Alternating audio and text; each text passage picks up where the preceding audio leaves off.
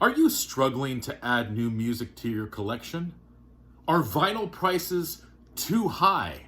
Well, I have the solution for you.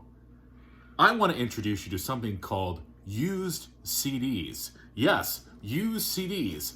At my store, all the used CDs are $4.99. That's a lot cheaper than a $35 album. Okay, enough with my infomercial. But I'm going to show you some used CDs that I got today. They all weren't $4.99. Some are a little bit more. But the bottom line is CDs are a great way to add music to your collection and save you a little bit of money too. I love vinyl. I love CDs. I love cassettes. I collect them all.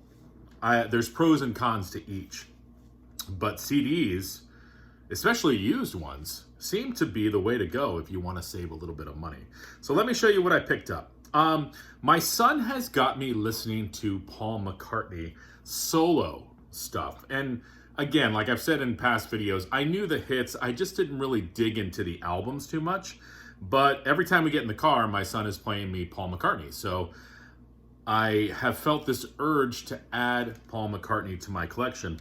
So I picked up an early pressing of Red Rose Speedway, and this has 3 bonus tracks on it as well.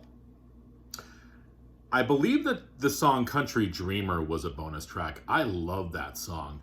But, you know, this had the hit My Love on it. I like the tune Little Lamb Dragonfly. I like the whole album. I just don't understand why it took me so long to listen to this record in its entirety. So thank you to my son, Alan. I'm thanking you, Alan. I don't think you really watch my videos, but thank you. I also picked up, I gave him my copy of Wings Over America on vinyl. It was a triple album. It was awkward. I don't like triple records. They're just awkward to handle, and I don't know.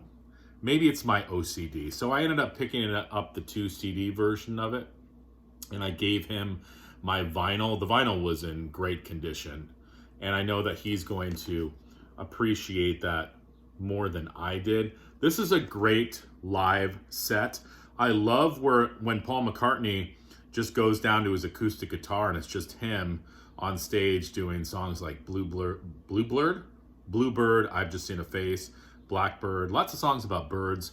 Yesterday, when he starts Yesterday, you hear all the girls screaming and taking their clothes off for Sir Paul. Man, I wish I wrote that song. Been listening to a lot of Van Morrison lately. I used to have these on vinyl, and I think what happened is they really weren't up to my standards as a collector, so I got rid of them. But I found them on CD because I like the albums, but the versions that I had were kind of scratched or whatever. So I picked up the CD versions, and these are actually getting harder to find. Van Morrison, A Period of Transition, and this was 1977. Also, Van Morrison, Wavelength. This is a really good CD. I love the keyboards on the title track. It's really good. It's funny with Van Morrison because I know when you mention Van Morrison, people are like, you've got to get Astral Weeks. Astral Weeks is the best Van Morrison. I can't get into Astral Weeks. I don't know what it is about the album. I've tried and tried and tried, and I just don't see why some people think that's his best record. I personally don't. It's a good album. It's people have said it's transcending. Is that the correct term? Transcending. It brings me to another dimension. I don't know. I found it. I don't know. I didn't really get into it. I'd rather listen to these records. Call me crazy. I don't know. My friend JC Josh from the Flipside Vinyl community, his channel's basically turning into a Danzig channel. He and I have been going back and forth talking about Danzig. He and I both picked up Black Aria 1 and 2 on cassette. I had Black Aria 1 on CD, but I finally picked up Black Aria 2 on CD. This has the original slipcase to it because it was censored. I don't know why. This is a cool record. It's a classical album. There's a female soprano singing on it. There's no vocals by Glenn that I don't believe. This came out on Megaforce Records back in the 90s.